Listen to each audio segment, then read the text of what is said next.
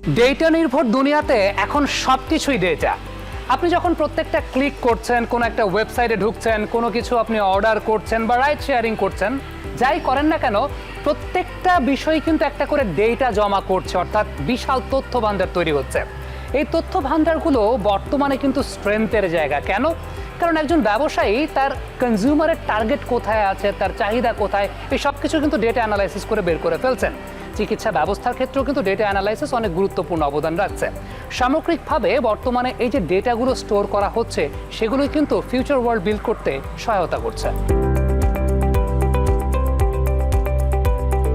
Data analytics বাংলাদেশে এসেছে, specially যে সার্ভিস কোম্পানিগুলো আছে এখন, যদি নাম ধরে বলি তাহলে উবার, পাঠাও, ফুডপান্ডা, যে কোম্পানিগুলো এখন ইন্ট্রোডিউস করছে এআইকে বাংলাদেশের মার্কেটে।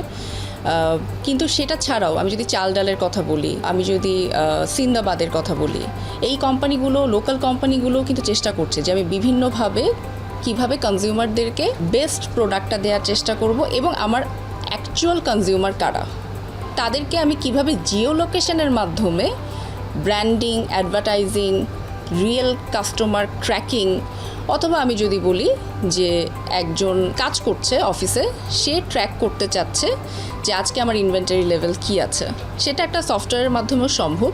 কিন্তু আমার বেস্ট সোর্সিং করা, আমার ফিনিশ গুডসের বেস্ট ডিস্ট্রিবিউশন হাউস কি হতে পারে, পসিবল লোকেশন কোথায় যেতে পারে, এগুলো কিন্তু আমাকে আর্টিফিশিয়াল ইন্টেলিজেন্স অথবা আমি যদি বলি ডেটা অ্যানালাইটিক্স আমাকে হেল্প করবে আইডেন্টিফাই করতে। ডেটা অ্যানালাইটিক্স বাংলাদেশে তুলনামূলকভাবে নতুন। এই ইউনিভার্সিটিতে ডেটা সায়েন্স নিয়ে একটা কোর্স করানো হয় এবং মাস্টার্স ডিগ্রি অফার করা হয়।